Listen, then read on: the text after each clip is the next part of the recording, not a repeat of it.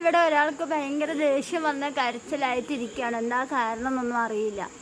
കുറേ നേരമൊക്കെ വെളിയിൽ കൊണ്ടുപോയി എല്ലാം ചെയ്തു കൊടുത്തു, എന്നിട്ടും കരച്ചിലൊന്നും മാറുന്നില്ല.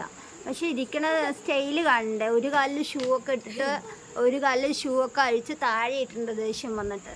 എന്നിട്ട് രോഷിനെ തല്ലാനൊക്കെ പോവാണ്. രോഷി അവിടെ ഇരിക്കുന്നുണ്ട്.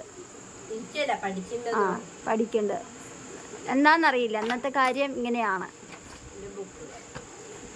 എന്ത് വേണം പറയ്, എന്നാലല്ലേ അറിയുള്ളൂ. കരയാതെ ഇരിക്കേ. ഇത്ര നേരം അമ്മ പുറത്തൊക്കെ കൊണ്ടുപോയില്ലേ?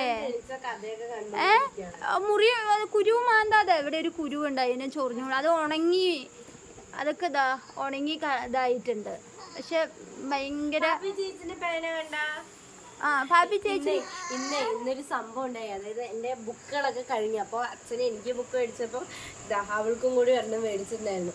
അപ്പം എനിക്കിപ്പോൾ അത്യാവശ്യമാണ്, ഒരു ബുക്ക് വേണം, നോട്ട് ചെയ്ത് കംപ്ലീറ്റ് ആക്കണ്ട. അപ്പം ഞാൻ പാപ്പിനോട്, പാപ്പി നിന്റെ ബുക്ക് ഞാൻ എടുക്കട്ടെ, ചേച്ചി കുറച്ച് നോട്ട് ചെയ്തിട്ട് അച്ഛൻ വന്നാൽ മേടിച്ചാൽ ചേച്ചി പറയാമെന്ന് പറഞ്ഞു. അപ്പോൾ എടുത്തോ എടുത്തോ എടുത്തോ. മനസ്സെല്ലാവരും കാണണം. എന്ത് മനസ്സ്? ചേച്ചി ബുക്ക് എടുത്ത അമ്മ ഇതില് പിന്നെ ഇരുന്ന് എഴുതിപ്പിക്കില്ലല്ലോ. അത് അവൾക്ക് രക്ഷപ്പെടാനുള്ള മാർഗമല്ലേ. ഇനിയിപ്പൊ ഇതെന്താ ആഗ്രഹം എന്ന് കണ്ടുപിടിച്ച് ആ കാര്യം സാധിപ്പിച്ചു കൊടുക്കണവരെ കരച്ചിലുണ്ടാവും. ചായ വെച്ചു കൊടുത്തു. ഫിഷ് ഫ്രൈ ചെയ്ത് ചോറ് വരട്ടെ?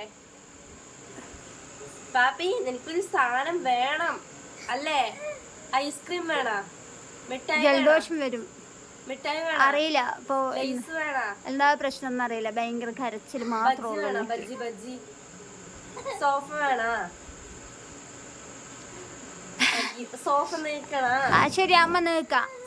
ഷാള് വേണ? വീശി കളിക്കാൻ ഷാള് വേണ? തോർത്ത് വേണം, തോർത്ത് കൊടുക്ക്. തോർത്ത് വീശി കളിച്ചോ. വീശി കളിക്കേ. വീശി കളിച്ചോ ഉണ്ണി, വീശി കളിച്ചോ. എത്ര പെട്ടെന്ന് സ്വിച്ച് ഇട്ട പോലെ കളിച്ചിരുന്നു. സ്റ്റൈല് കണ്ട എന്റെ ദൈവമേ. തോർത്ത് വേണ്ട, അതിനെ അവിടെ തൂക്കിയിട്ടു, താഴെ ഇട്ടു. വെടിച്ച ട്രൗസർ വേണം, നിക്കറ്. പിന്നെ ഇനിയിപ്പോ ഈ കാര്യമൊക്കെ കണ്ടുപിടിച്ചിട്ട് ഞങ്ങൾ വരാം എന്തായാലും.